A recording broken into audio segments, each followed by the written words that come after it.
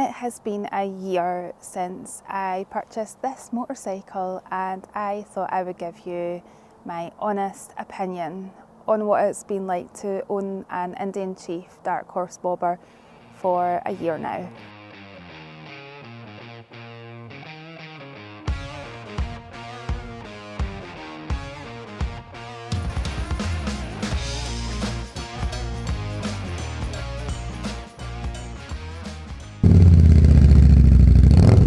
So back in, I'd say early April 2022, new motorcycles were starting to come out and I really fancied a change. I wasn't quite sure if I was ready to move away from Harley Davidson. I wasn't sure if I was ready to get rid of my Softail Slim S, but I knew that I wanted a change of some sorts. As many of you would have seen back then, I did test ride a couple of motorcycles before finally deciding on this one. So we did try out the Sportster S that came out, and I also tried out the Indian Chief on it, like just the standard Indian Chief. But I knew myself that I wanted forward controls, and I wanted to give the Mini Apes a little try and have that more kind of relaxed riding position moving forward. So when the opportunity came around that the Alba Customs, the Indian dealer through at Saltire in Edinburgh, were getting in a Indian Chief dark horse bobber demo, as a demo night, I jumped at the chance to go and give it a try and see what I thought for myself. And obviously, a year down the line, here we are.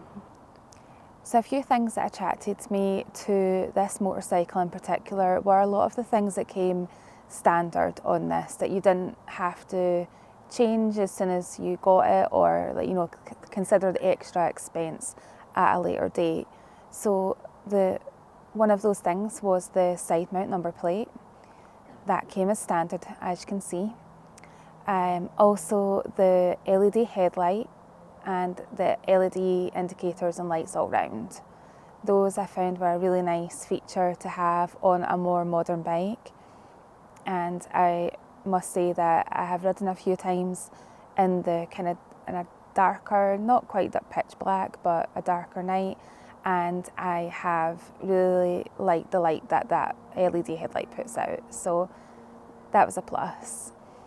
One of the other things that I wanted in a new motorcycle was the ability to be able to go a little bit longer distances and try out a sat-nav on a motorcycle for the first time ever, and this also has that. So I definitely would rate the sat-nav on it. The whole ride command screen on the motorcycle is really nice and easy to use, really clear, really bright when you need it to be. The sat-nav is really clear also, and really easy to use and set up from the word go.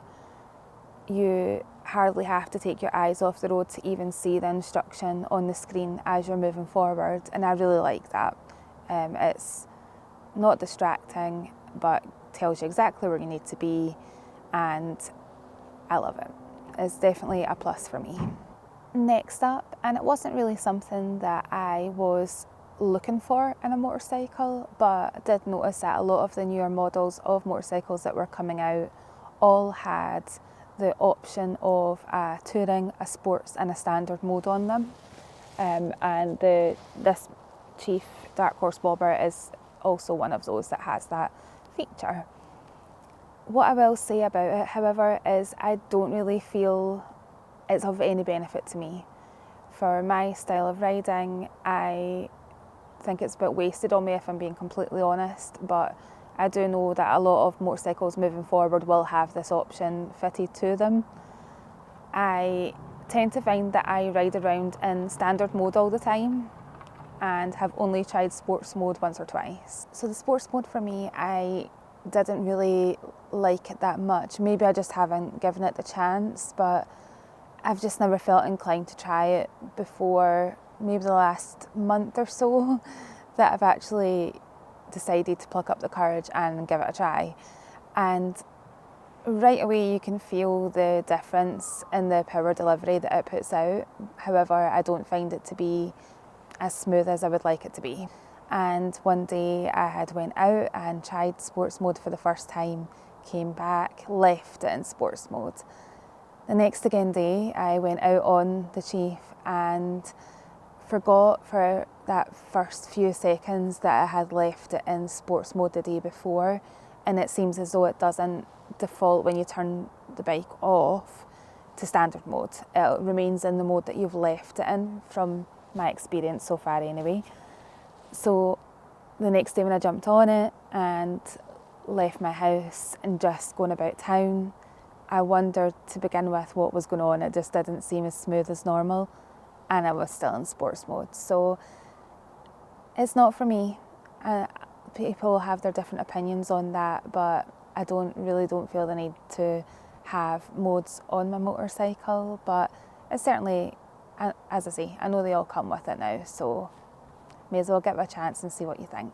One of the things I really liked when I first tried this motorcycle out was how light it was, the ability to move it about on and off the bike, the ability to throw it into corners, just the manoeuvrability of it in general.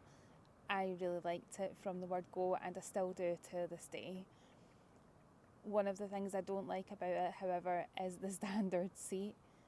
I find after being on the motorcycle for a little bit longer rides, I really start to ache in my lower back, and I've tried moving myself forward and backwards and things to see what is helping, and nothing seems to help me. So if I'm keeping this bike for the long term, I will certainly be investing in a new seat for it. It really does need it. It's not got a lot of padding, and I did think when I first bought it, the first initial few rides, that it definitely did have enough padding. It was definitely comfortable, but no, that will definitely be something that I change moving forward.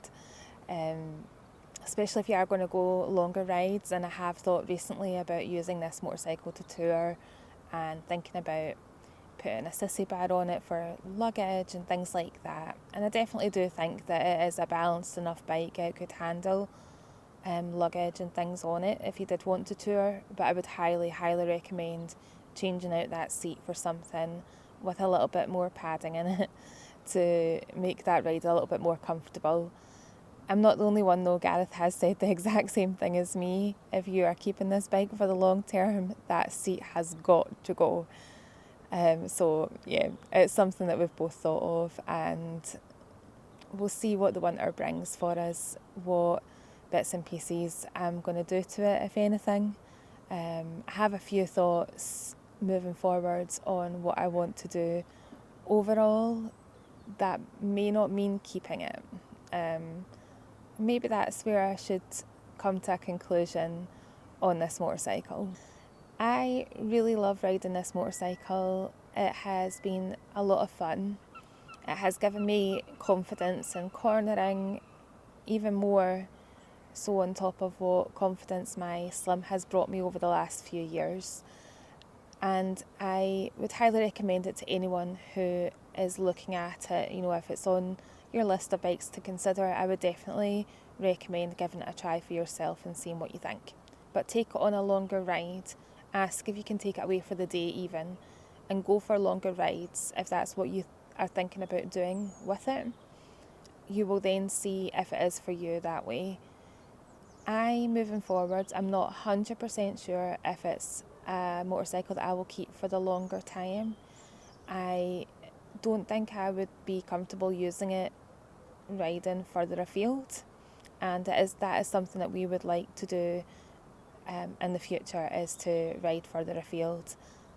I'm not quite sure if this is the motorcycle for it. If you are just looking to go about town and go shorter journeys, this is definitely a motorcycle that I would highly recommend.